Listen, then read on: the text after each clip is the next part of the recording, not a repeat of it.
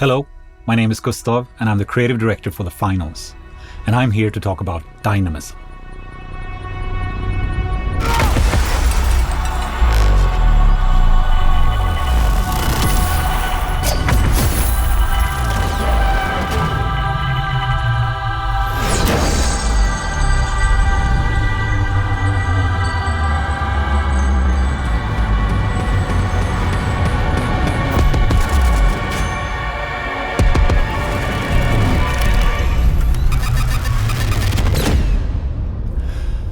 When we started making the finals, we weren't trying to make just another shooter. There are already plenty of great ones out there. What we wanted was to bring together the things that we always loved in games. Player choice and systemic design, deep interactivity, sandbox physics and destruction, and both playstyle and visual customization, and make them the foundation of the entire game.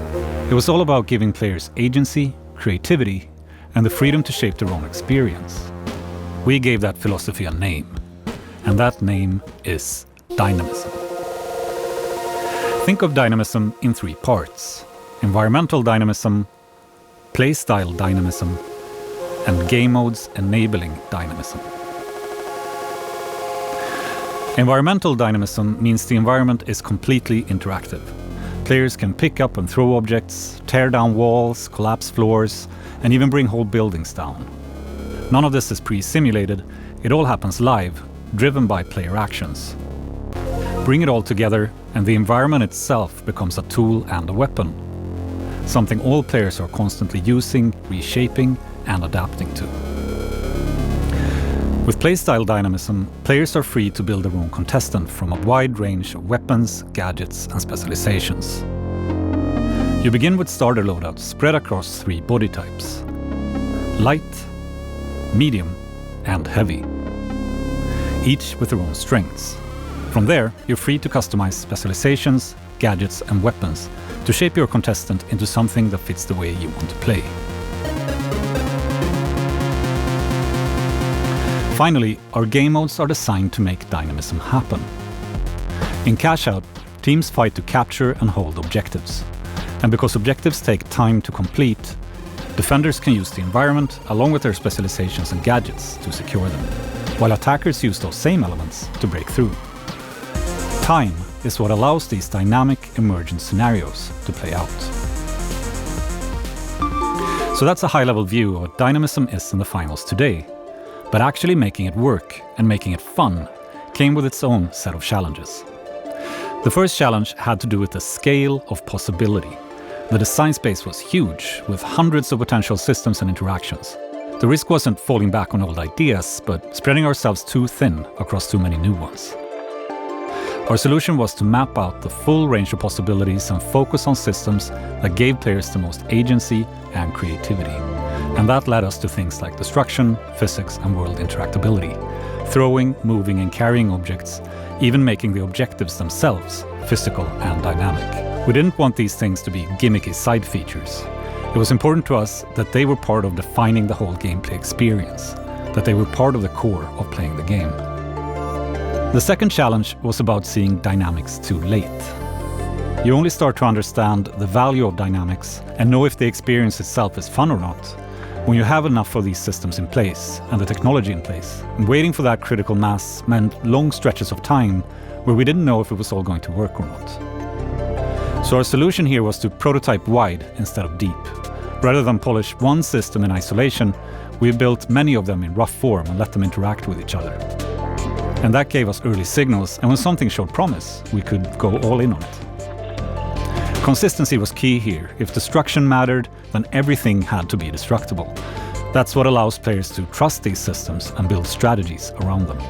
The third challenge had to do with balancing chaos and clarity. The more systems we added, the greater potential for emergent gameplay, but also for confusion. Without structure, the game could have turned into a chaotic mess. Our solution was to keep the rules grounded and predictable, intuitive. Walls fall when their supports are gone. Objects behave like you would expect them to when thrown or pushed. And by making the world consistent, players could focus on creativity and tactics rather than second-guessing what would work and what wouldn't work.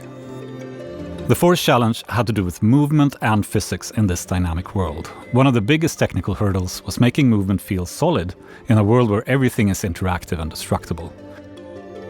Traditional client-side prediction often breaks down on physics-enabled surfaces, where errors pile up and movement becomes unreliable. Our solution was to embrace server-side physics and movement, even though it's an unusual path for multiplayer FPS. At first, latency seemed like a deal-breaker, but once our animation team tried it, the benefits were obvious. With the server as a single source of truth, prediction errors disappeared, moving across dynamic objects became reliable, and that breakthrough gave us the confidence to go all in on destruction, collapsing, tipping, and moving entire structures, all in multiplayer. The fifth challenge was creating game modes that made dynamism meaningful. All of these systems wouldn't matter without a game mode that gave players the time and space to use them. That thinking led us to objective-based modes built around attack and defense, teams setting up while others try to break through. We learned that objectives need time to complete, long enough for tactics, setup and counterplay to unfold. Making space for dynamism also shaped how we approached combat. We chose a relatively long time to kill because we wanted fights to last long enough for dynamism to matter. Longer engagements give players the chance to use environmental dynamism, destruction, gadgets and specializations alongside gunplay, and turn situations around with quick thinking and teamwork. And because objectives are physical, dynamic, and tied into the same systems as everything else in the environment, they become real anchors for dynamic battles. Teams can move them and reshape the whole world around them in order to protect or steal them. We also found that more than 2 teams fit our vision of dynamism. With 3 or 4 teams in play, balance was always shifting and objectives were never secure. Another team could always swoop in to steal, keeping matches tense, strategic and dynamic right up until the very last second. But what does this actually mean in practice? To explain that, let's go through some examples of what you can do in the finals. Our environments are completely physics-enabled and destructible. Breach walls to create new paths or ramps. Collapse structures to force opponents out of position, break defenses or set up ambushes. Structures can topple into others, creating chain reactions and knock-on effects. And because it's all physics-driven, the same building can fall in completely different ways depending on how it's destroyed, meaning the same space evolves and plays differently every time. Almost all smaller objects in the arena can be picked up and thrown. There's the Arena Toolkit, or ATK. These are barrels scattered across the arenas with effects like fire, gas, goo, and healing. Use them to fortify, set traps, or improvise on the fly. Game mode objectives are also physics-enabled. Cash boxes can be thrown, passed between teammates, or deposited over distance. Cash-out stations can be pushed, pulled, or dropped through floors. They can even bounce off jump pads, creating new opportunities for attack and defense. And it's not just about tearing things down. Players can also build. The Goo Gun and Goo Grenade lets you block paths, create cover, or construct new walkways and platforms.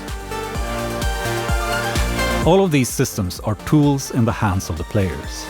Layered together, they create emergent scenarios, one-of-a-kind moments that only happen because of the choices you and others made in that match and in that moment. With so many possibilities, it can feel overwhelming at first, but once you start to see the patterns, the game really opens up. Adapting to the unexpected, harnessing the chaos, is a big part of mastery in the finals. Dynamism doesn't come from one system alone. It comes from all of these things working together. And because it's built into the foundation of the game, it defines the entire experience. The finals is a dynamism shooter, designed from the ground up to offer a unique take on multiplayer FPS.